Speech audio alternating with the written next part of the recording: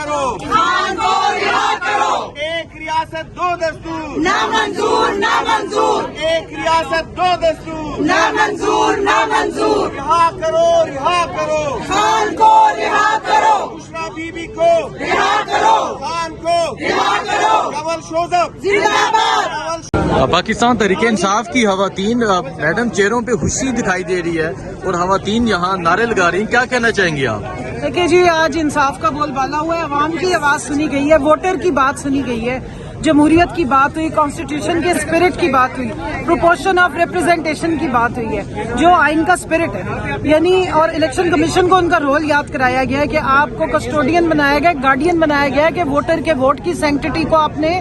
کی حفاظت کرنی ہے، نہ کہ آپ نے پارٹی بن جانا۔ تو اطہر من اللہ صاحب نے پوائنٹ آؤٹ کیا اور انہوں نے یہ بھی بات کی کہ آپ یہ چیک کریں، آپ کو یہ نہیں دیکھنا ہے کہ آپ کے سامنے سنی اتحاد کونسل کا کیس ہے یا کسی اور کا کیس ہے، آپ کو یہ دیکھنا ہے کہ کیا پروپورشن آف ریپرزینٹیشن ہو رہی ہے، کیا ووٹر کی جو ووٹ کی سینکٹیٹی تھی اس کو گارڈ کیا جا رہا ہے۔ سو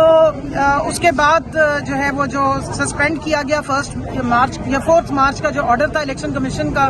کہ انہوں نے ریوڑیوں کی طرح پہلے تو جو پروپورشن کے مطابق بنتی تھی ریپرزینٹیشن پارٹیز کی 6 پارٹیز کی، ان کو ان کی سیٹیں دے کے ہمیں ریفیوز کی،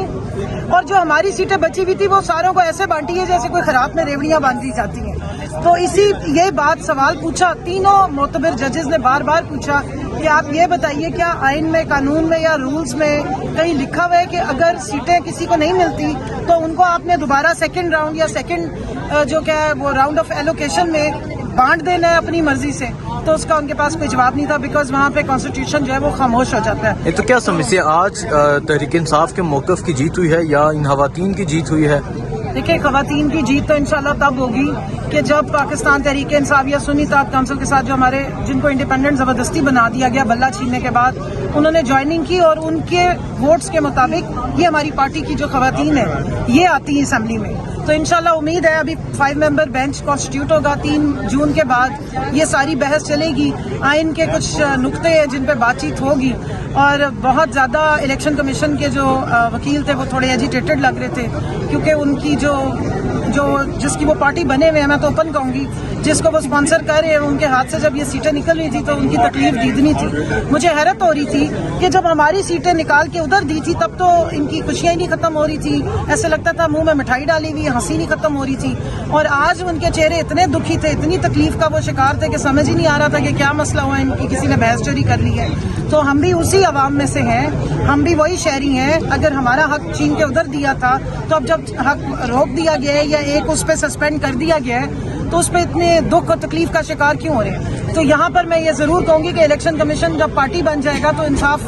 جو ہے وہ پھر ظاہر ہے وہ اسی طرح ریوڑیوں کی طرح ہی جا کے جو ہے وہ جو حقدار کا حق ہے وہ بانٹا گیا ہے، لیکن سپریم کورٹ نے آج ہمارا کانفیڈنس بحال کیا ہے۔ ہم جو اب دکھی ہو گئے تھے اور یہ سوچتے تھے کہ اس ملک میں نہ آئین ہے نہ جمہوریت ہے اور نہ شاید کوئی ہماری آواز سنی جائے گی، تو آج جو جتنی بحث ہوئی، جتنی ہیئرنگ ہوئی ہے، جتنی بات چیت ہوئی ہے، اس کی وجہ سے وومن ونگ زندہ باد، کنول شوذب زندہ باد، رہا کرو، رہا کرو، خان کو رہا کرو، ایک ریاست دو دستور، نامنظور نامنظور، ایک ریاست دو دستور، نامنظور نامنظور، رہا کرو، رہا کرو، خان کو رہا کرو، بشرا بی بی کو رہا کرو، خان کو رہا کرو، کنول شوذب زندہ باد۔ وفاتن قریب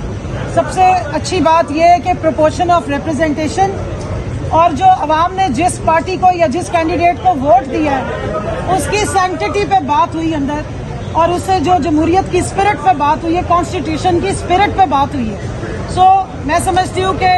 تینوں جو ہمارے معتبر ججز تھے انہوں نے سپریم کورٹ کا جو ایک رول ہے کہ کانسٹیٹیوشن کی